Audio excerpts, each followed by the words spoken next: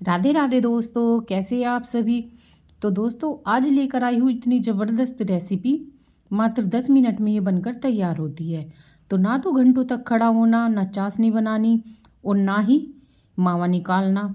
तो आज लेकर आई हूँ मैं खील से बनने वाली बहुत ही स्वादिष्ट सी मिठाई की रेसिपी। बनाना बहुत ही आसान है और खाने में लगती है बहुत ही ज़बरदस्त। तो मैं हूँ आपकी दोस्त अनीता सैनी। स्वागत है आपका अपने YouTube channel Shri Shyam kitchen में। तो अगर आपको मेरी मेहनत पसंद आती है, मेरी वीडियो अच्छी लगती है, तो प्लीज़ मुझे सपोर्ट ज़रूर कीजिएगा। तो चलिए शुरू करते हैं इस मिठाई को बनाना। तो यहाँ लिए हमने 2 बड़े बड़े कटोरे भरकर ये खील। तो ये मेरे पास दीपावली की बची हुई खील थी, इससे मैं इस मिठाई को बनाने वाली हूँ।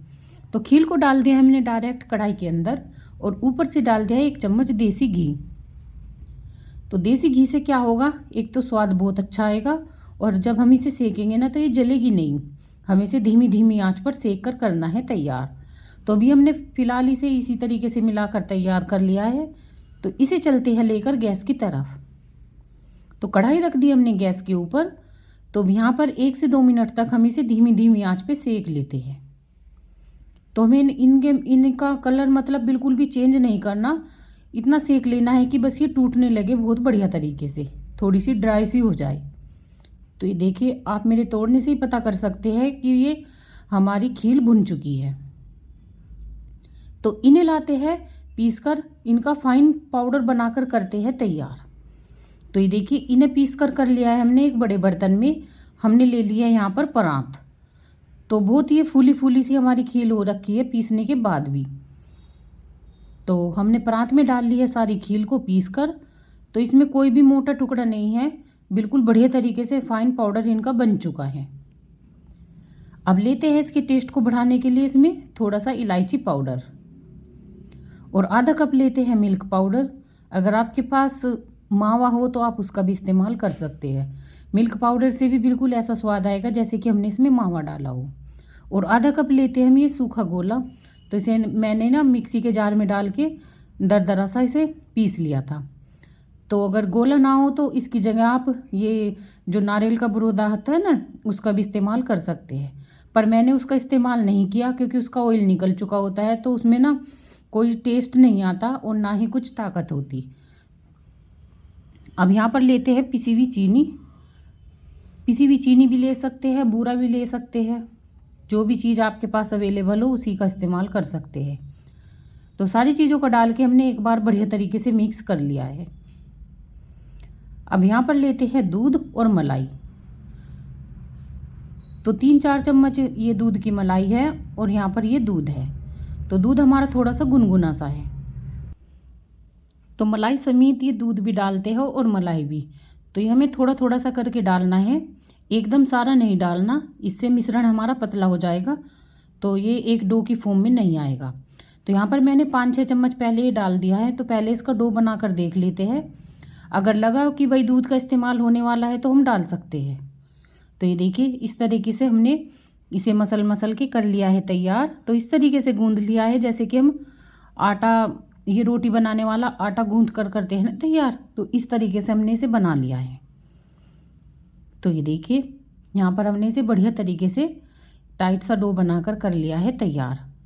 तो दूध हमें थोड़ा थोड़ा ही लगाना है, अगर हम एक साथ दूध लगाएंगे तो मिश्रण हमारा पतला हो जाएगा।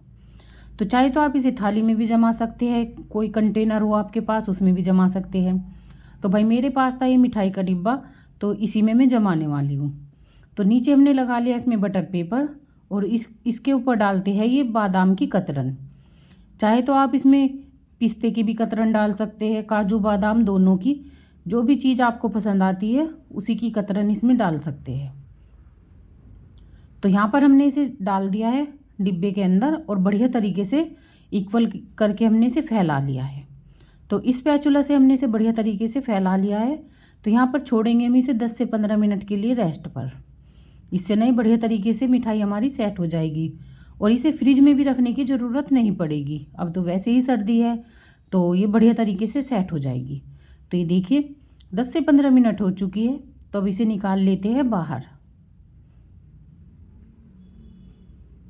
तो इसका बटर पेपर हमने निकाल दिया था।